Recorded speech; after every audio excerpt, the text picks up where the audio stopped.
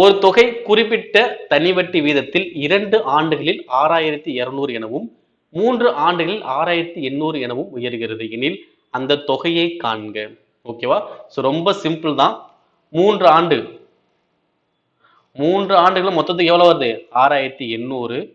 2 ஆண்டுகள்ல 6200. அப்ப என்ன பண்ணும்? 3ல இருந்து 2 ஆண்டு கழிச்சு அப்படின்னா எனக்கு என்ன கிடைக்கும்னா ஒரு ஆண்டுக்கான வட்டி தான் எனக்கு கிடைக்கும். ஓகேவா? ஏன்னா 6800 6800 ரெண்டுமே மொத்த தொகை தானே. அப்போ மொத்த தொகையில மொத்த தொகை கழிச்சு நமக்கு என்ன கிடைக்கும்? வட்டி தான் கிடைக்கும். அப்போ ஒரு ஆண்டுக்கான வட்டி எனக்கு எவ்வளவு கிடைக்கும் பாருங்க. 3ல இருந்து 2 கழிக்கணும். அதே மாதிரி 6800 இருந்து 6200 கழிச்சு எவ்வளவு வரும்? 600 ரூபாய். அப்போ ஒரு ஆண்டுக்கான வட்டி எனக்கு எவ்வளவு? 600 ரூபாய். ஓகேங்களா? அப்ப 2 ஆண்டுக்கான மொத்த தொகை எவ்வளோ? 6200. எனக்கு ஒரு வருஷத்துக்கு 600னா 2 வருஷத்துக்கு எவ்வளவு வரும்?